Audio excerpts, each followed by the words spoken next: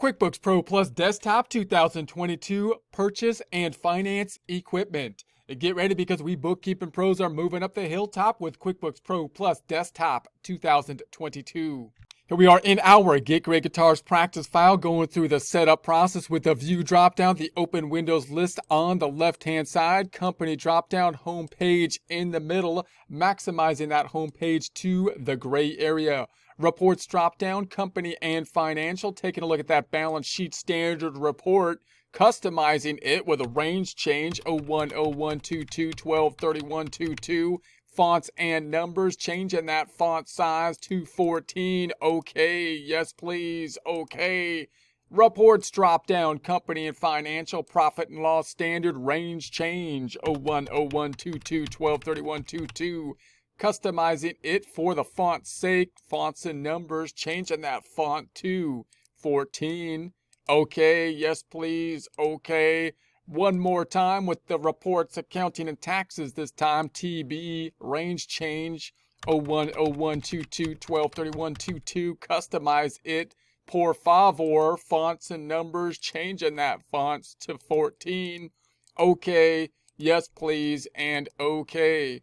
So now we're going to be looking at a situation where we're buying more equipment and we're going to be financing the entire thing, meaning we're not paying for it up front, but financing the purchase. What's going to happen? Let's take a look at the trusty balance sheet over here this time, and we're going to say, well, that means that it's equipment. So it doesn't matter that we're not paying cash for it, in that we're not expensing it, not because, in other words, we're not paying cash for it. We're not going to expense it because it's a large piece of equipment that we're going to be purchasing, and therefore we need to put it on the balance sheet as an asset and expense it with the use of the depreciation. So we're going to put it on the books as an asset, increasing the fixed assets here.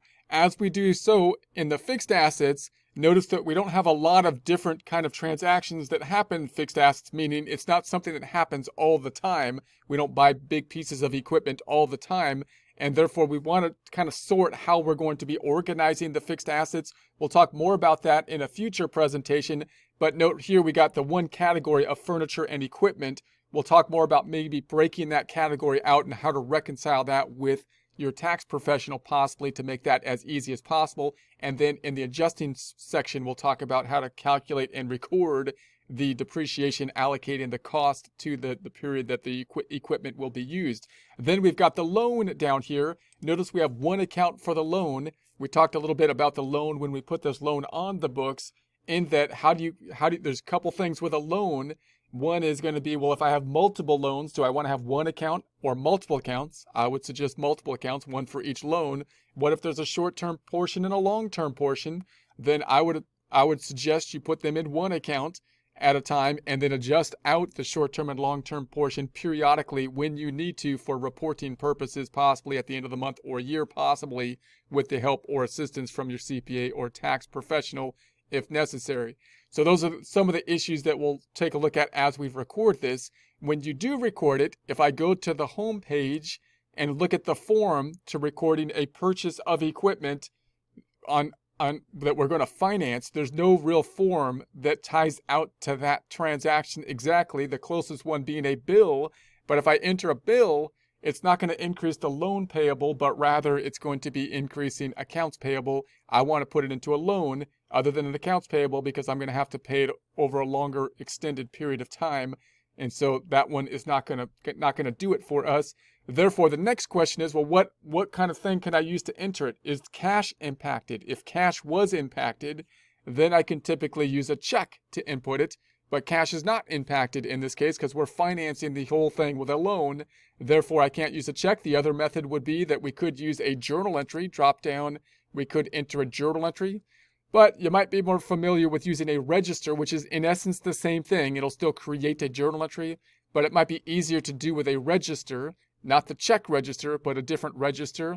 So if I go to the lists drop down, chart of accounts, here's my options with regards to the registers that we have, and we need a balance sheet account. So I could use either the furniture and equipment account or the loans payable account in order to create this. Now on the loans payable, I'm going to go with our assumption now that I would like to have multiple loan accounts at this point in time.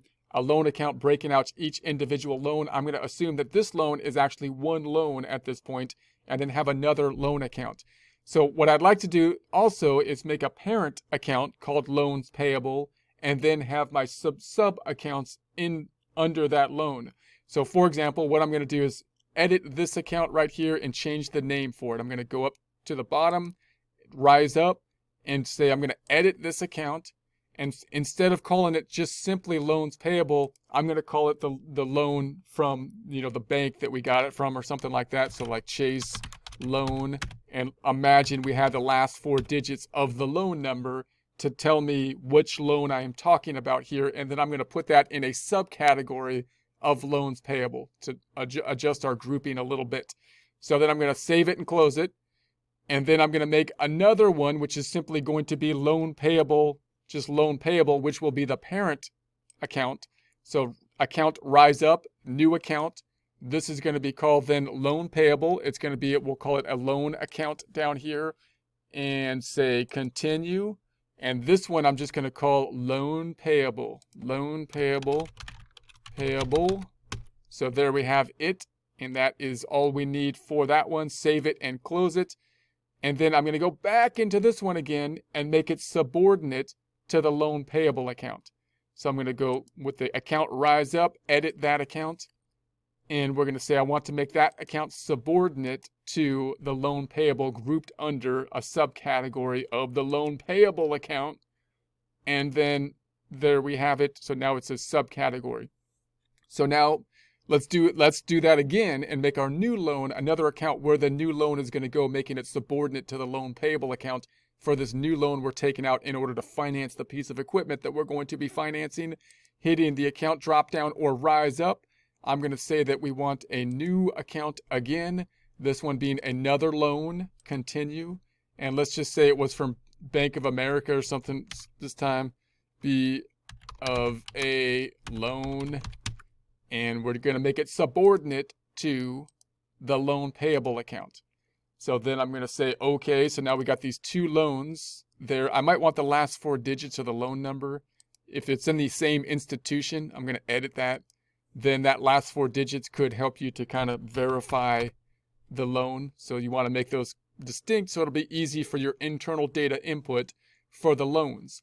Then when I make the transaction, I can either go into the loan payable account, increase in the liability, or I can go into the furniture and equipment. Let's go into the furniture and equipment because I think that one is probably, because it is increasing, the easier one to kind of see the register for. So if I just double click on it, I get a register that's similar to a check register. I'm going to close the caret, but now it's going to just be a normal kind of register. I'm going to make this as of the 27th so I don't have too much stuff on the 28th. And then we're going to say that this is going to be another loan, which we said was from Bank of America, which you may or may not need because that's not exactly a vendor, is not a name. So I'm going to add the name. Let's add it. It's not really a vendor, not a customer, but an other. It might be, well, let's go with other. We're going to say other. We're then going to say that we're increasing the equipment, and we said we're going to increase it by, we're just going to say $5,000 piece of equipment, some guitar equipment that we're purchasing, like an amp or something, maybe. And then we're going to say that the other side is going to go to that new loan account that we just set up. So it's going to go to the new loan account.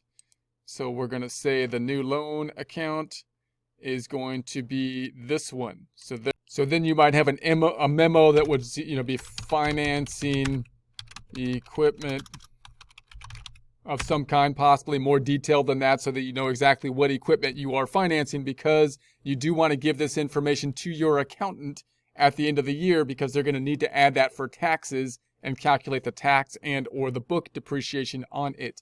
So if I record this, then it's going to be increasing here. So it increases our account here, and the other side should go to the loans payable. It is a journal entry. So if I double click on that journal entry, the form that's being entered is simply a journal entry. So I'm going to then close this back out and close this back out, open the caret on the left-hand side, and let's go back then to our balance sheet. So within the balance sheet now, we've got then nothing happening to the checking account. Instead, we got the furniture and equipment going up. So if I double click on it, we've got that increase. It's just a journal entry there. If I was to double click on that, it takes us to our register. Double clicking on the journal entry takes us to the actual debits and credits that are being recorded. Closing this back out, closing this back out. So notice that's what happens if there's no default form. It just uses a journal entry. That's there's no other transaction that's normal, like a deposit, a check, a bill, then it will be a journal entry. Closing this back out, the other side then going to the Bank of America, and now we got this subcategory for these two loans that are happening. So I can close this up. I've got the one loan amount to show other people if I'm providing the financial statement, and then for my internal purposes, I can then open this back up, and I see the two loans that I can pay and basically track those two loans individually, tying them hopefully to their amortization tables or whatever format I choose to be doing. And then at the end of the month and or year, if I have to break out a short-term and long-term portion, I can do so by each loan individually, which could make it easier, and then reverse that transaction. We'll talk more about that in the adjusting area. So there's the loan that we have. And so I'm going to put it into one account right now. We'll talk more about breaking it out between short-term and long-term in the adjusting entries. So that's going to be that. Now we're left with up top then this account for the fixed asset account. Notice that we put it on the books as an asset. We're going to depreciate it, but with depreciation schedules in the adjusting area. That's how we're going to allocate the cost and expense it over time. And we got the one accumulated depreciation here. Next time we'll talk more about, well, what if I want to break out this category into different categories that might tie out a little bit more closely to what we would see on the taxes. So in other words, you might want to coincide what you have on your books to what you see on the tax return, possibly having one big group of fixed assets and just putting the whole thing in there in one group. That would be the easiest thing to do, or possibly trying to break out the categories in what is likely to be seen on the tax return, because that's the categories that you might use their depreciation schedule. So that is the next, level of detail that you can provide and still be pretty easy to tie into the tax return. So we'll talk a little bit more about recategorizing possibly these fixed assets, possibly using again your subcategories down here in order to do so. This is where we stand at this point. You can take a look at the trial balance, check out your numbers. If they tie out, great. If they don't, try changing the date range. It's often a date issue. We will be doing the transaction detail reports at the end of the section and looking to provide those backup files to help you to rework something if you so choose, taking you back to that point in time where you want to be to rework whatever you want to rework.